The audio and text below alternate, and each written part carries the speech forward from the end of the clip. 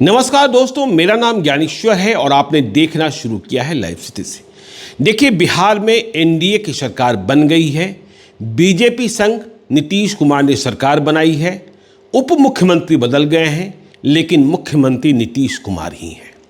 लेकिन समझना ये आवश्यक है कि आखिर कौन सी वजह हुई कि बीजेपी ने नीतीश कुमार के सामने सरेंडर कर दिया, या फिर इसे दूसरे शब्दों में कहें कि वो कौन सा कारण था जिसके कारण नीतीश कुमार को लगा कि मेरा वजूद नहीं बचेगा यदि बीजेपी के साथ नहीं गए तो।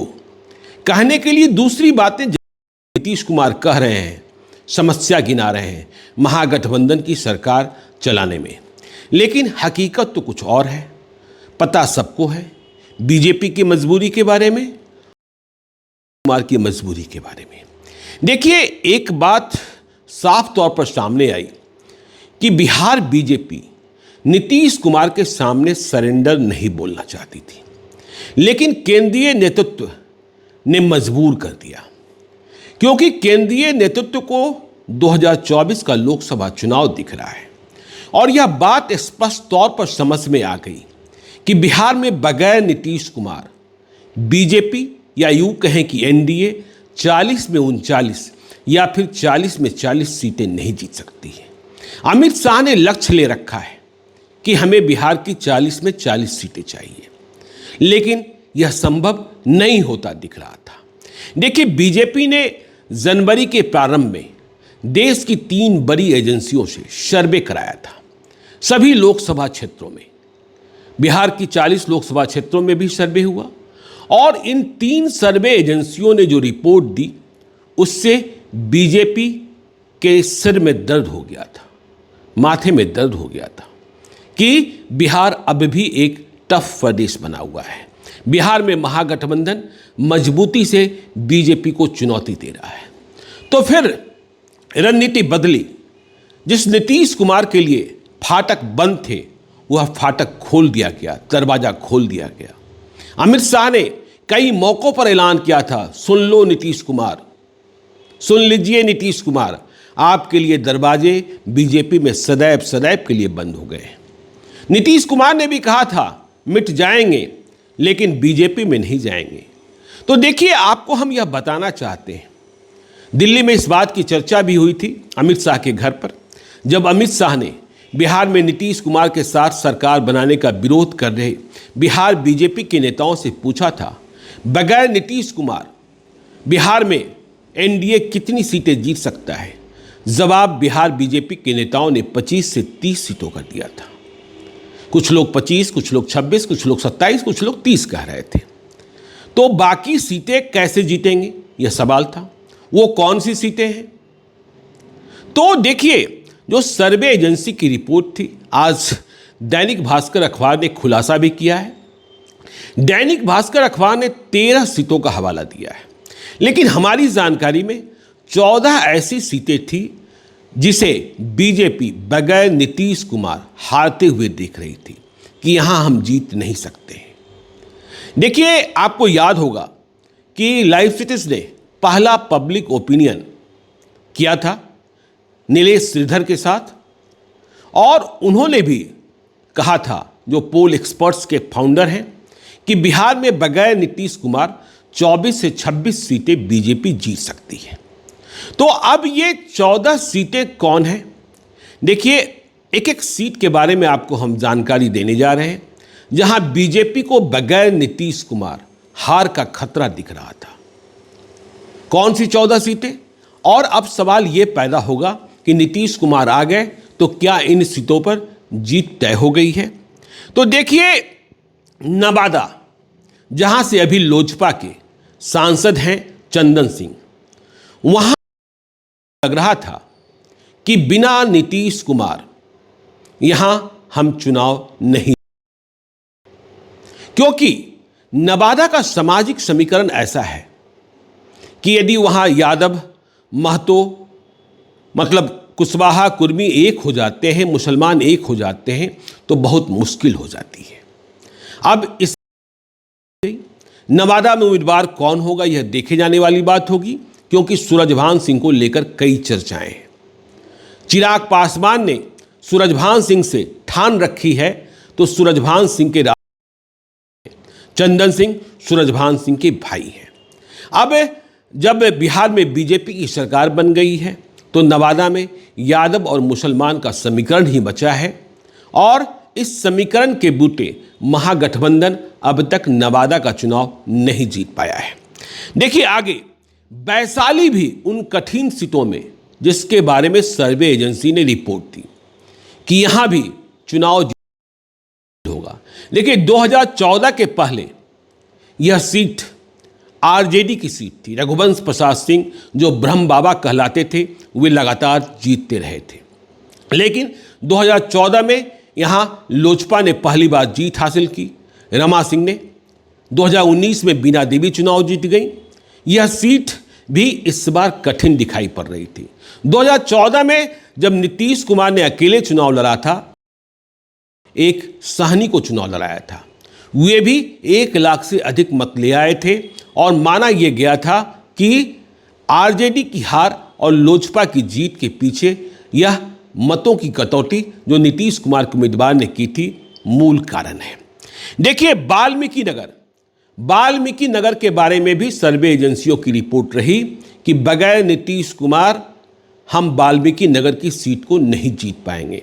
वाल्मीकि नगर में अभी जेडीयू के सांसद हैं सुनील महतो, जो दिवंगत बैद्यनाथ महतो के पुत्र हैं। तो वाल्मीकि नगर को लेकर भी वाल्मीकि नगर सीट पर लोजपा दावा कर रही है।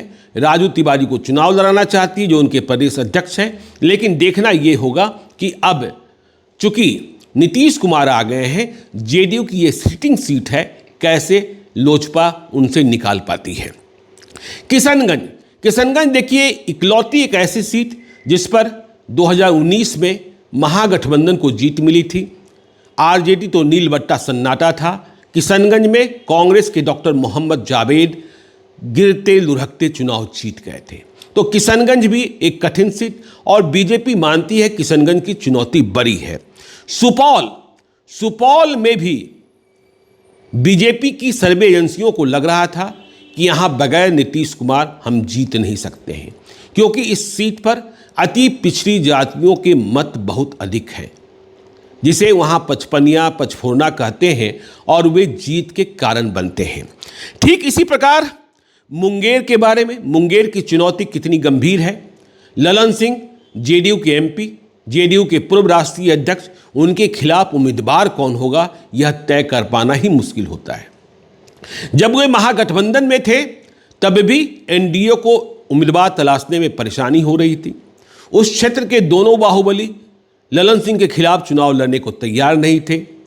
कई और लोगों के नाम पर विचार एनडीए में किया जा रहा था, लेकिन सभी भीतर से ललन सिंह के खिलाफ चुनाव नहीं लड़ना चाहते थे, सिवाय विजय कुमार सिन्हा के।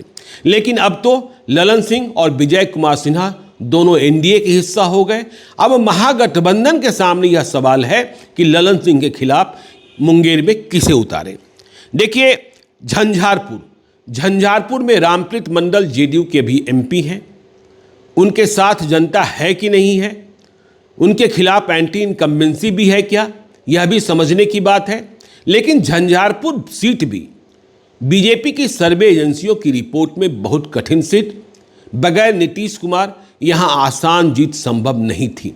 इसलिए भी देखिए बीजेपी के केंद्रीय नेतृत्व ने, जिसने लक्ष्य तय कर रखा है कि 2024 में 400 पार करना है, नीतीश कुमार को साथ लेने का फैसला किया। गया देखिए, जहां से अभी जेडीयू के सांसद हैं विजय मांझी, लेकिन इसी सीट से हमको चुनाव लड़ना है।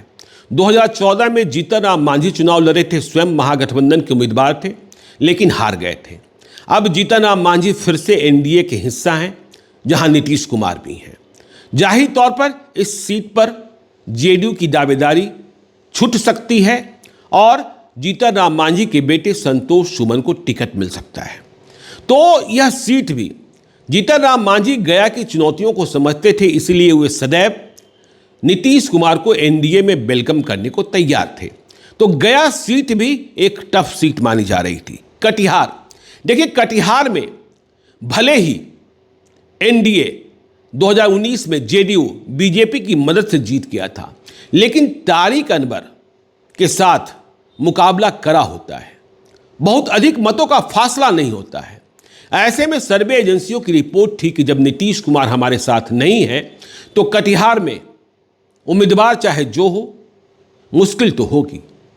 देखिए अब कटिहार में बीजेपी के उम्मीदवार कौन होते हैं या जेडीयू के खाते में ही हंसी उतरती है। दुलाल चंद गोस्वामी, वैसे बीजेपी की ओर से अशोक अग्रवाल चुनाव लड़ने को तैयार बैठे थे, तो अब अशोक अग्रवाल का क्या होगा, क्योंकि यह सीट जेडीयू की है। दिलीप जायसवाल जो पूर्णिया से चुनाव लड़ना चाहते थे, उन्हें सिक्किम का प्रभारी बना दिया गया है। प्रभारियों को चुनाव बीजेपी नहीं लड़ाती है, यह भी समझने की बात है। पूर्णिया, देखिए पूर्णिया 2004 में जब नीतीश कुमार अकेले लड़े थे, तब भी पूर्णिया ने नीतीश कुमार का साथ नहीं छोड़ा था और जीत गए थे। 2 ही सीटों पर जीत मिली थी, पूर्णिया और नालंदा में। तो पूर्णिया सीट को फिर से, सामाजिक समीकरण ही ऐसा है, वोटों की गिनती ही ऐसी है कि वहां मुश्किल थी। अब नीतीश कुमार साथ हो गए हैं तो यहां जीत आसान हो सकती है। सर्वे एजेंसियों की रिपोर्ट तो यही कहती है। बांका, गिरिधारी यादव जेडीयू के सांसद हैं, यहां बीजेपी उम्मीदवार तलाश रही थी। का नाम लेते थे, पुतुल सिंह का नाम लेते थे, अभी कौशल सिंह को शामिल कराया गया था बीजेपी में, तो बांका भी एक कठिन सीट। अब देखिए आगे सिवान, सिवान तो है ही सिवान। सिवान में आपको पता होगा कि 2019 में कविता सिंह ने, अजय सिंह की पत्नी ने चुनाव हराया था हिना साहब को, शहाबुद्दीन की पत्नी को। कविता सिंह के बारे में बहुत सारी चर्चाएं इधर के दिनों में चल रही थी, लेकिन सिवान एक मुश्किल सीट।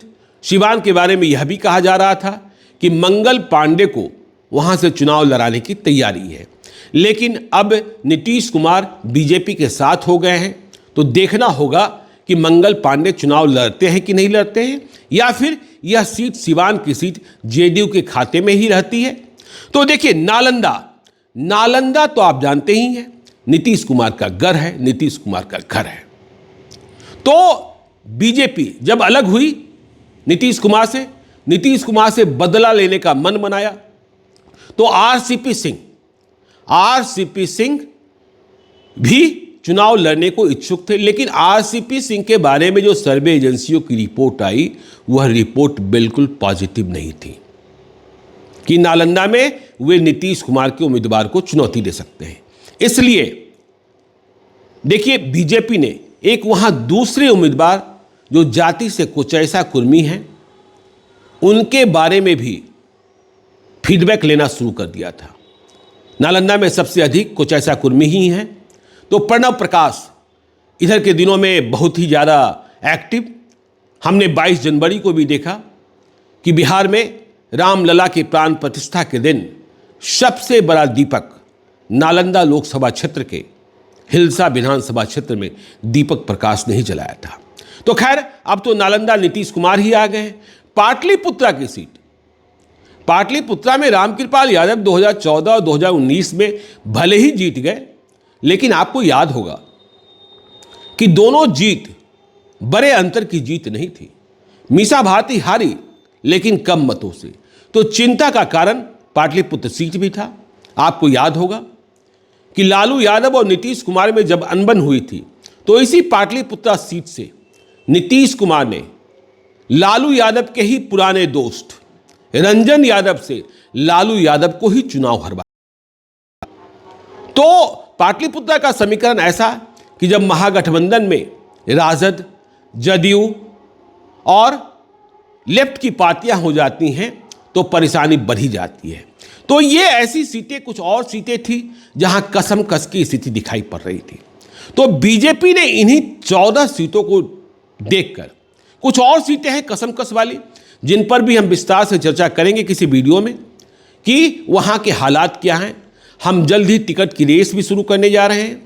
तो आप देखते रहिए लाइव सिटीज को। यदि अब तक आपने हमारे यूट्यूब चैनल लाइव सिटी को सब्सक्राइब नहीं किया है तो जरूर कर लीजिएगा, और यदि इस वीडियो को फेसबुक पेज के माध्यम से देखें तो पेज को लाइक कीजिएगा, ट्विटर पर भी हमें फॉलो कीजिए। धन्यवाद।